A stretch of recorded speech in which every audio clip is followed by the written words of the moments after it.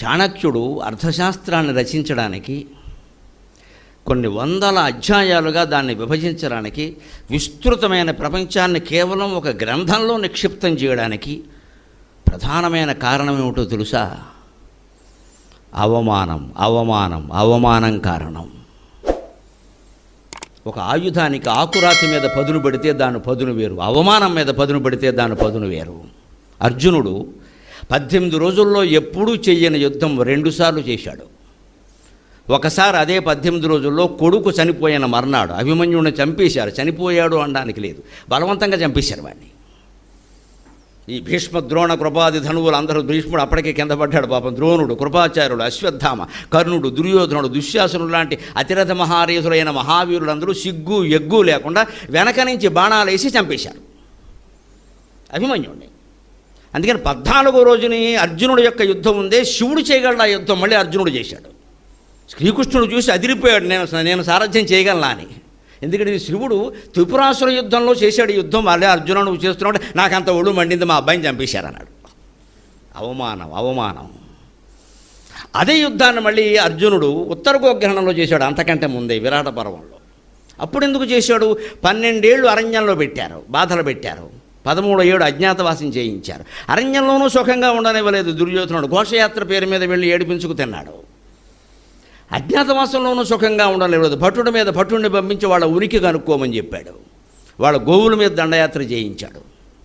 అంటే నువ్వు ఒప్పుకున్న ప్రకారం జూదం ఆడి, అందులో కూడా మాయకులోనే, అందులో కూడా ఓడిపోయి అడవుల పాలైనా సరే వదలవా? అంత కక్ష అవసరమా ఎవరికైనా? ఎంత రాజకీయాలైనా అంత కక్ష అవసరమా? వదిలేయకూడదు ఆ విషయాన్ని. వదలరండి. ఎందుకు వదలరో తెలుసా? ఆశ్చర్యకరంగా చెబుతాను, అందరికీ తెలిసి వచ్చేలాగా.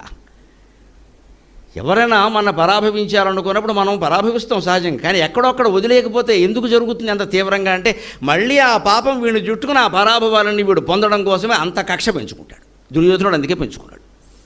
పాండవులు జూదంలో ఓడిపోగానే వదిలేసి ఉంటే ఆయన పరిపాలన చాలా బాగుంది, ధర్మరాజు కంటే బాగుందని చెప్పారు భారతంలో. దుర్యోధనుడి పరిపాలన 13 ఏళ్ళు దుర్యోధనుడి పరిపాలన ధర్మరాజు కంటే బాగుందని ధర్మరాజే చెప్పాడు. అంత పరిపాలన బాగున్నప్పుడు మళ్ళీ ఆయన రాజుగానే కొనసాగేవాడుగా. వాడు మొత్తం రాజ్యాన్ని వాడే చెడగొట్టుకున్నాడు పాండవుల మీద కక్షతో. మళ్ళీ పాండవులకు సానుభూతి పెరిగేలాగా. ఇది ఏమంటారు దీన్ని? చేసిన పాపం కట్టి కొడపడం అంటే ఇదే. అది అలా పైకొచ్చి మళ్ళీ అలే అవుతూ ఉంటుంది. ఇది గ్రహించకపోతే ఎవరికైనా కష్టమే. ఇన్ని కష్టాలు పడ్డాడు కాబట్టి 13 ఏళ్ల తర్వాత ఉత్తర గోగ్రహణం పేరు మీద కౌరవులు దండయాత్ర చేయగానే అర్జునుడు ఒక్కడే వచ్చి మొత్తం అందరినీ లేపేశాడు. మొత్తం అందరినీ, ఎవడు తోడు కూడా లేడు. ఉన్నవాడు పరమ భీరు, ఉత్తరుడు సారథి. అతను చేసిన ఓటే, యుద్ధం చేయకపోయిన ఓటే, ఒక్కడే లేపేశాడు. అంత పౌరుషం ఎక్కడి నుంచి వచ్చింది? అంత బలం ఎక్కడి నుంచి వచ్చింది? అవమానం. చాణక్యుడిది అదే అవమానం. ఎప్పటి నుంచో వాళ్ళ వంశీకులుగా నందరాజులుగా ఆయన ఆస్థాన గురువుగా ఉంటే, మహానందుని కుమారుడైనటువంటి నందులకి ఒళ్ళు కొవ్వెక్కి తాగి తందనాలాడి రాజ్యాన్ని వాళ్ళు ఇష్టం వచ్చినట్టు పరిపాలిస్తుంటే, రాజగురువు మాట వినకుండా ఉంటే రాజగురువు సలహాలు ఇచ్చేవాడు. ప్రజలెవ్వరూ పాపం చేసినా అది రాజుకు చెందుతుందండి, చాణక్యుడే చెప్పిన మాట. రాష్ట్రంలో కానీ దేశంలో కానీ ప్రజలు చేసే పాపాలన్నీ నాయకులకి చెందుతాయి. రాజు చేసే పాపం ఎవరికి చెందుతుందో పురోహితుడికి చెందుతుంది, ఎందుకంటే సరైన సలహా ఇవ్వలేదు. రాజగురువు బాధ్యత అది. అంతగా వినకపోతే, బాబు నమస్కారం, నువ్వు చెప్పేది వినట్లేదని వెళ్ళిపోవాలి విదురులాగా. లేకపోతే ఉంటే ఆయనకి పాపం చుట్టుకున్నట్టే. రాజు ఇలా చేస్తుండే నువ్వెందుకు ఊరుకున్నావు? నువ్వు సలహా చెప్పాలి కదా. రాజు అయినంత మాత్రం ఆయనకు అన్ని విషయాలు తెలియవండి, సలహాదారులు ఉంటారు, సరైన సలహా ఇవ్వాలి. వినకపోతే వదిలేయాలి ఇంకా. అందుకని ప్రజలు పాపం చేస్తే రాజుకు చెందుతుంది, రాజు పాపం చేస్తే రాజగురువు చెందుతుంది. ఇంకా ఆశ్చర్యం, నచ్చచ్చు నచ్చకపోవచ్చు, భార్య పాపం చేస్తే భర్తకు చెందుతుందమ్మా. మన ధర్మశాస్త్రం అంత సంక్లిష్టమైంది. భర్త పాపం చేస్తే భార్యకి చెందదు. ఎంత అదృష్టవంతులో మహిళలు. ఇది చాణక్యుడే చెప్పాడు. భార్య పాపం చేస్తే భర్తకు చెందుతుంది, ఎందుకంటే నువ్వు అదుపులో పెట్టాలని నీ బాధ్యత. ఇవాడు ఎవడు అదుపులో పెడతాడండి? ఒక మాట అనడానికి లేదే మొగాడు అన్నవాడు. ఆలోచించండి, చాణక్యుడి నీతి ఎందుకు పనిచేయట్లేదు? ఎలా పనిచేస్తుంది? భార్య పాపం చేస్తే భర్త బాధ్యత వహించాలా? భర్త పాపం చేస్తే భార్యకి లేదండి. పైగా భర్త పుణ్యం చేస్తే సగం పెడుతుందండి. ఇది ఎక్కడి న్యాయశాస్త్రం? అంతే. ఎందుకంటే ఈ బాధ్యత. నీ బాధ్యత నువ్వు చెయ్యి. మగాడు ఎందుకున్నావు ఇంట్లో? బాధ్యత వాడు చేయాలంటే భార్య సహకరించాలా వద్దా? నువ్వోడు నాకు చెప్పడానికంటే ఇంక చెప్పేది ఉంది ఇక్కడ. ఇదే ధర్మశాస్త్రం. ఎందుకు సంక్లిష్టంగా ఉంటుంది అంటే మనుషులకు అహంకారాలు అడ్డం వస్తాయి. ఏ ధర్మాన్నైనా మనం చేయలేకపోవడానికి ఒకటే కారణం తల్లి, అహంకారాలు అడ్డం వచ్చేస్తాయి. నేను ఎందుకు చేయాలి, నేను ఎందుకు వినాలి? మరి ఎవరు వింటారు? ఎందుకు ఇవన్నీ? ఈ ప్రపంచానికి చాణక్యుడు ఏం బోధిస్తున్నాడు స్పష్టంగా అంటే, అవమానంలో రాటుదేలినప్పుడు నీ వ్యక్తిత్వం బయటపడుతుందయా. ఆ అవమానం జరిగింది ఎలాగా? నందులు ఆయన రాజగురువై ఉండగా మాట వినకపోతే పోయే. ఆయన సింహాసనం మీద ఆయన కూర్చుంటే, నువ్వోడవయ్యా, మేము ఎక్కడి నుంచి వస్తే కూర్చున్నావు.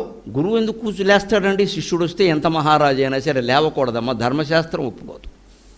ఈ అహంకారాలు పనికిరావు. ఎందుకంటే రాజగురువు నందుడు రాగానే చాణక్యుడు తన ఆసనం మించి లేవకూడదు. వాళ్ళ కోపం వచ్చిందండి, జుట్టట్టుకు లాగారండి కిందికి. దుశ్శాసనుడు పట్టుకుని లాగిన జుట్టు ఎలాగైతే వాడి రక్తంతో ముడివేసే వరకు ద్రౌపది ముడివేసుకోలేదో, ఈ నందరాజులు నాశనం అయ్యే వరకు నా శఖ నేను ముడివేయనని ప్రతిజ్ఞ చేసి సాధించిన మహానుభావుడు చాణక్యుడు. అదే ఆయన విజయం. అవమానం మీద అవమానంబుల రాటుదేలిన మహావ్యక్తిత్వ సంపన్నుడు, అవమానంబుల రాటుదేలిన మహావ్యక్తిత్వ సంపన్నుడు. ఆ మహానుభావుడు గురించి 1116 పద్యాల సాగర ఘోష కావ్యంలో నేను ఉండబట్టలేక అద్భుతమైన పద్యం రాశాను. నేను ఎంత మహానుభావుడు అయ్యా, మాకెంత స్ఫూర్తి.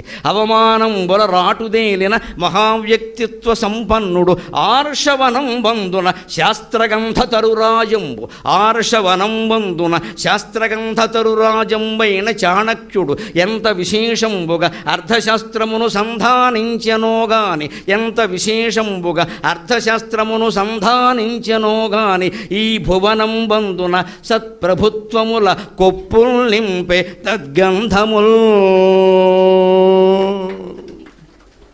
చాణక్యుడు రాసినటువంటి ధర్మశాస్త్రం ఉంది, అర్థశాస్త్రం, అందులో విద్య, రాజకీయం, న్యాయశాస్త్రం అన్నీ ఉన్నాయండి. లేని విషయం లేదండి.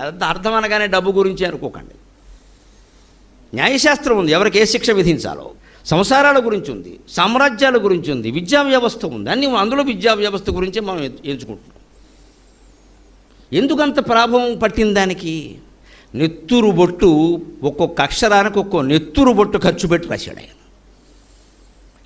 అంత ఖర్చు పెట్టడానికి కారణం అవమానం. నన్ను ఇలా అవమానిస్తారా? బ్రాహ్మడు అంటే ఇంత లోకువా, రాజగురువు అంటే ఇంత లోకువా, నా సంగతి చూపిస్తా అని ఆ రోజుల్లో రాజకీయ నాయకత్వం వహించడానికి ఏమాత్రము అర్హత లేనటువంటి కులంలో కుర్రాడు ఒకడు పుట్టినవాడు రోడ్డు మీద కబడ్డీ గోళిక్కాయలు ఆడుకుంటే వాడిని తీసుకొచ్చి వాడి స్నేహితుల్ని పిలిపించి 10 మందికి యుద్ధ శిక్షణ ఇచ్చి నందరాజుల మీద దాడి చేయించి చంద్రగుప్తుని రాజు చేశాడు. మౌర్య చంద్రగుప్తుడు మహారాజు అయ్యాడు చాణక్యుడు వల్ల. ఆయన శూద్ర కులానికి చెందినవాడు.